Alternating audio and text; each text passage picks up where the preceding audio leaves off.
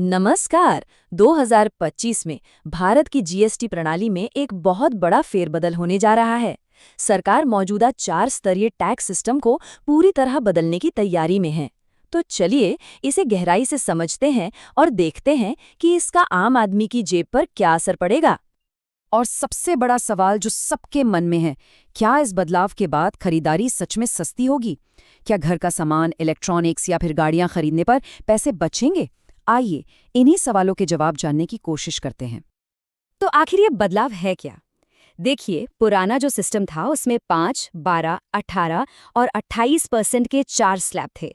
अब इसे बदलकर एक नया और कहा जा रहा है कि एक सरल ढांचा लाया जा रहा है। इसमें मुख्य तौर पर 2 ही रेट होंगे, 5 और 18%। इनके अलावा 2 खास स्लैब भी हैं, 0% और 40%। मतलब ये एक बहुत बड़ा बदलाव है।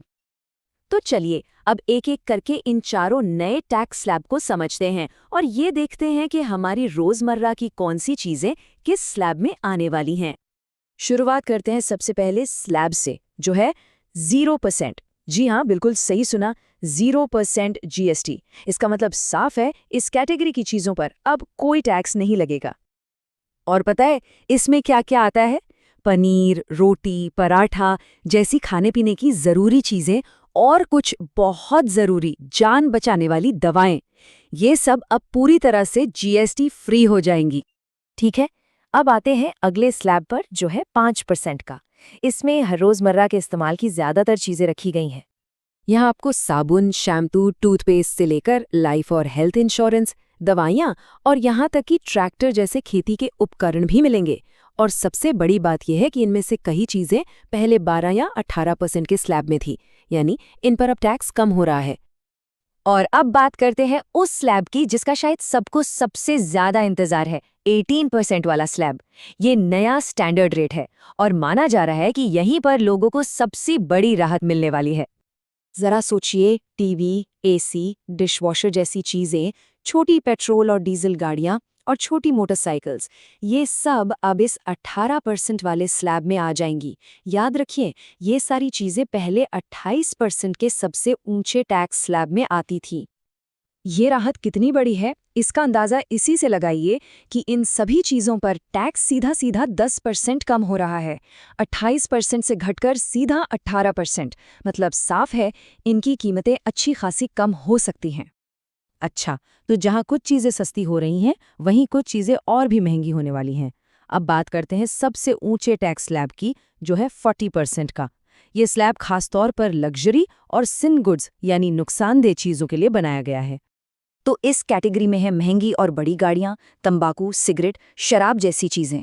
और हाँ, लग्जरी यॉट और प्राइवेट एयरक्राफ्ट पर भी 40% का भारी भरकम टैक्स लगेगा। मकसद बिल्कुल साफ है, इन चीजों की खपत को कम करना। तो एक नज़र में नया ढांचा कुछ ऐसा है: 0% में ज़रूरी सामान, 5% में रोज़ की चीज़ें, 18% में इलेक्ट्रॉनिक्स और छोटी गाड़ियाँ और 40% लग्जरी और सिन गुड्स पर। सिंपल है ना? लेकिन सवाल ये उठता है कि सरकार आखिर ये इतना बड़ा बदलाव कर ही क्यों रही है? इस सुधार के पीछे 3 बड़े मकसद बताए जा रहे हैं। चलिए उन्हें समझते हैं। देखिए, इसके पीछे 3 बड़ी वजह हैं। पहला, जीएसटी सिस्टम को आसान बनाना, जो अभी काफी पेचीदा है। दूसरा, 18% स्लैब के जरिए चीजों को सस्ता करके बाजार में डिमांड यानी मांग बढ़ाना। और तीसरा, 40% स्लैब से महंगी और नुकसानदेह चीजों की खपत पर लगाम लगाना। तो क्या और क्यों, ये तो समझ आ गया। अब बात करते हैं सबसे ज़रूरी सवाल की, कब और कैसे ये नया जीएसटी सिस्टम आखिर लागू कब से होगा? तो तारीख याद रखिएगा, 22 सितंबर 2025। और ये तारीख बहुत सोच समझकर चुनी गई है, क्योंकि इसी दिन से नवरात्रि का त्योहार शुरू हो रहा है। सरकार को उम्मीद है कि इससे त्योहारी सीजन में लोग ज्यादा खरीदारी करेंगे। हाँ, पर यहाँ एक और जरूरी बात है। पान मसाला, गुटखा और सिगरेट जैसे जो सिन प्रोडक्ट्स हैं, उन पर ये नया टैक्स ढांचा एक साथ नहीं बल्कि धीरे धीरे यानी फेज में लागू किया जाएगा। और अब अंत में एक बड़ा सवाल, चीज़ों के दाम कम होने की उम्मीद के साथ क्या ये कदम 2025 के त्योहारी सीजन में अर्थव्यवस्था को वाकई एक नई रफ्तार दे पाएगा? ये देखना वाकई दिलचस्प होगा।